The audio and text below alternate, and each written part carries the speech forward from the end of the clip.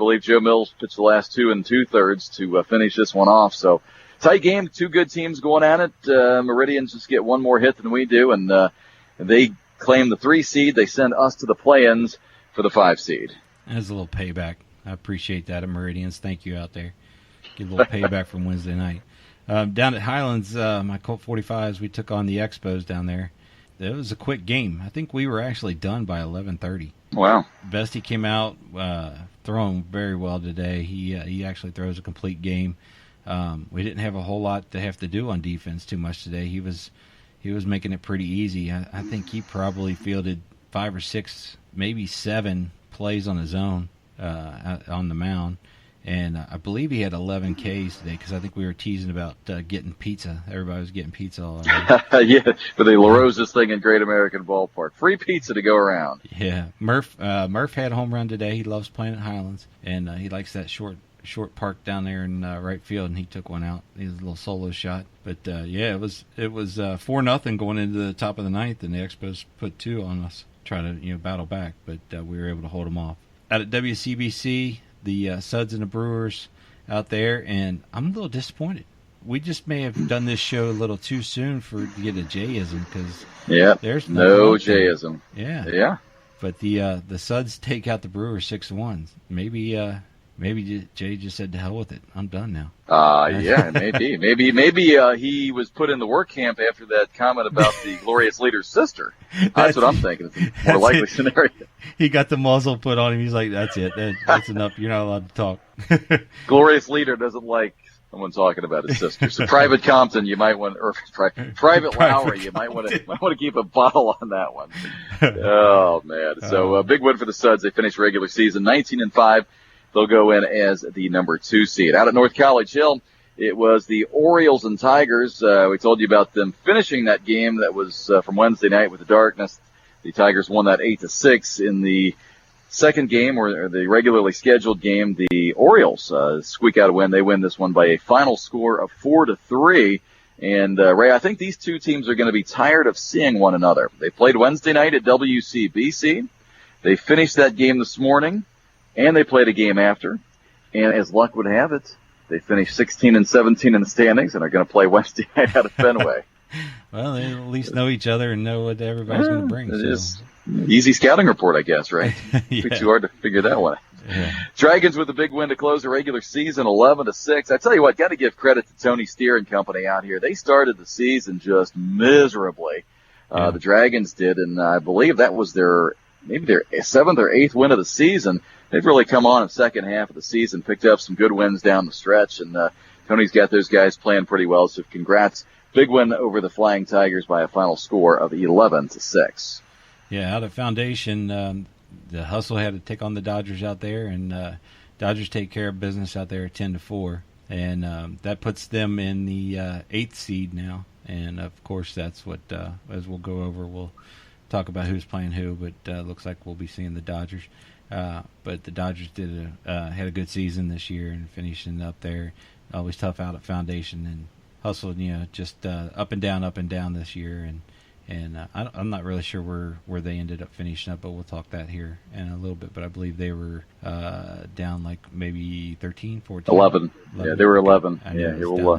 Yeah, that's surprising too, for as good as they've been the last few years. But we'll get into that here shortly when we preview the play-in games. But big surprise. Yeah.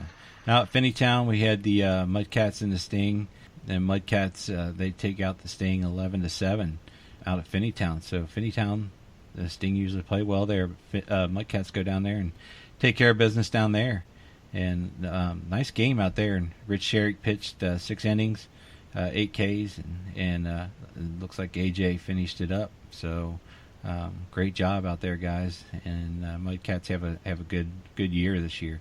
They're always tough on Sundays when they got everybody. Well, yeah, they are. And this game was really a postseason game for the Mudcats because they needed to win this one in order to qualify for the play-in game, which we'll get to here shortly. But this was an elimination game for the upper bracket. The Sting will drop down to the consolation bracket with the loss. So Mudcats move on as the number 12 seed for the second year in a row. Well, that wraps up the Wednesday and Sunday games. I guess now it's time to pick our final player of the week for the regular season. And boy, Ray, a few candidates as you go up and down the list. You had some games in double digits there. You had some good pitching performances. It's hard to pick from. When you look at some of these games, there's some familiar names on there. I mean, Joe Mills throws a 3-hitter against the Hooks. He again today he gets a save, pitching the last couple innings. Joe's been great all year. You can look at Rick Rossell mowing down the Hooks today himself, throwing 8+ innings. There's a guy you have to be a candidate for that. Tyler Shunk, 3-run double. A lot of good candidates out there. And you know what? I'll let you go first today if you want to. If you have a good candidate you want to run out there for your player of the week here for the final week of the regular season. Yeah, and I think this week is actually one of the tougher weeks for us to really pick because of, again, we've been having weeks where everybody's had, we've had a lot of guys having good weeks, but, I think this week is a really tough week. And to be honest with you, I think I'm going to go with Shunk. Shunky. Yeah. I think Shunk and it's more of not just so much the player of the week, it's just the way he's been playing all year long, and to keep, to have a big day out there and help out, and he put 3 of those runs up on that board himself. So I think I'm going to go with Tyler Shunk this week. You're going to go with Shunk, a good candidate. I'm going to go with another guy that he's competing with for Player of the Year candidate, and I know we've had him on there before as a winner, but you can't ignore it. Joe Mills, 3-hitter against the Hooks on Wednesday, 2 2/3 innings saved today. The guy is unbelievable as a hitter, as a pitcher. Good all-around guy. I'm going to have to go with Mills. Mills was absolutely unbelievable this week, and a big reason Meridians are sitting there in that 3-hole. Yeah, it's a good pick. Good pick. So that's your player of the week, Tyler Shunk of the Bulls for Ray, and I will go with Joe Mills. Yeah, keep those seeds off the turf, guys. Seeds all That's around. right. We should bring some seeds out on Thursday night because these guys are going to be in the All-Star game. We'll start handing out seeds to our players of the week. I was planning on it. I was actually planning on going down and picking some up. And I think for a while, and I have to ask Dave Rink on this, he was keeping a chart of who we had for player of the week. So maybe, and I'm sure Dave will listen to this, maybe he can come up with some of these player of the weeks, and we'll see who we can hand them out to. But, definitely a fun segment we put on there, and it was fun to do the player the week on a weekly basis. But you know what time it is now, Ray? It's time to go on over to the Hot Corner, our weekly segment where we catch up with players and coaches making news in the CABL. And this episode of the Hot Corner is brought to you by McFall Firm, LLC. If you've been hurt in a car accident, you know you're going to have to deal with someone's insurance company, right? You know the stress is coming. So why not hire an attorney that used to represent insurance companies? Attorney Tanner McFall with the McFall Firm is that guy. Former assistant prosecutor and former insurance defense counsel for one of America's largest insurance companies. From their team to yours, Attorney Tanner McFall levels the playing field. Give McFall a call, 513-469-0888. Again, that number is 513-469-0888. Or check him out online at McFallFirm.com. That's McFallFirm.com. Protect your recovery. Call McFall today. And this week's guest is the manager of the Dayton Braves. He's overseen a Braves team that has steadily improved in all 3 seasons since joining the CABL in 2017. And although they dropped their season finale to Deerfield, they still managed a respectable 7th-place finish with 16 wins in 2019. They're hoping for big things in this week's play-in games and beyond. To sort that out and much more, our pleasure to welcome in Taylor Fisher to the Hot Corner. Fish, thanks for joining us. Yeah, not a problem. My pleasure. Well, good to have you on here. Typically one of the things I always like to ask guys, because it's always fun to kind of find out, is how you got involved in adult baseball and specifically got on the Braves team years ago. Well, baseball has always been my passion. Been playing the game since I was 5 years old. And I started out when I graduated high school. I played a fall ball season at Wright State, and then it just never progressed from there. So I kind of was trying to figure out where I wanted to go, where I wanted to keep playing ball at. And John Mark Lippincott of the Rangers reached out to me when I was like 19, which was decades ago. Yeah, that's a quarter century ago, right? Yeah.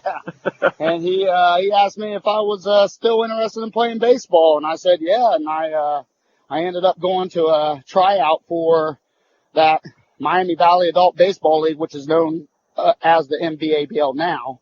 Kind of forget what it was 25 years ago, but So I reached out to him, went to the tryout, got on a team.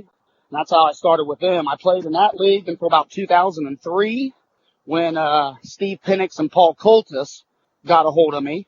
We played against them when they still had, a lot of talent on that Dayton Braves team when they were in the Dayton League. Oh, yeah. And at the time, I was playing with the Dayton Woodpeckers, and they saw me play, and the very next season, they recruited me. I was 25 at the time, so then I just started playing with the Dayton Braves in 2003, and I've been on there ever since. Wow, so 17 years with the Dayton Braves, and just recently, within the last couple of years, you've kind of taken over the helm from Steve Penix and running the show yourself.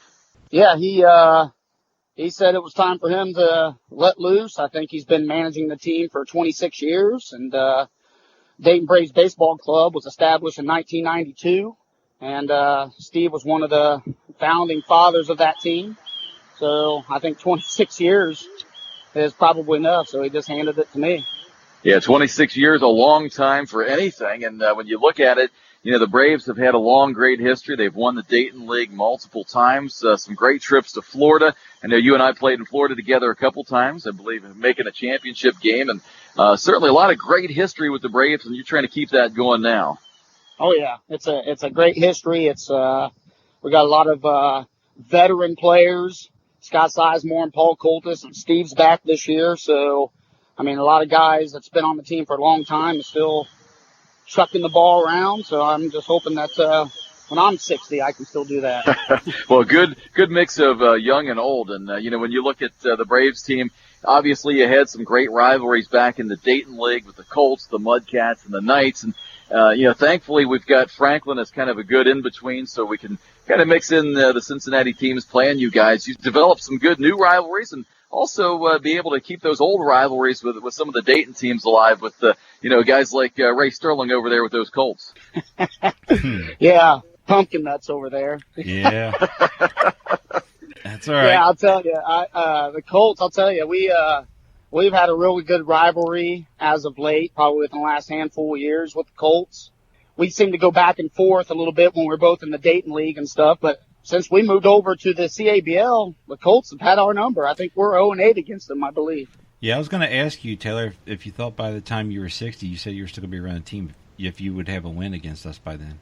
Oh, man. Ouch. Touche, my friend. Touche. Oh, that's brutal. That's brutal. I Well, I was just telling my guys, I'm like, guys, got to stay out of the 8-9 seed, and we got to really watch closely because I really don't want to play the Colts in the play-in game. It was close to happening. Very close.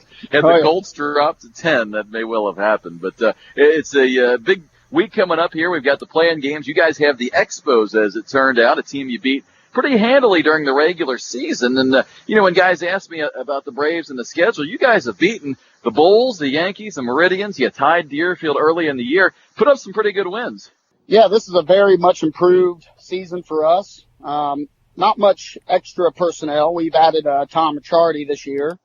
He's really our main pickup, but pretty much everybody else has stayed the same. I think the big difference is we added, a weekly practice in the off season.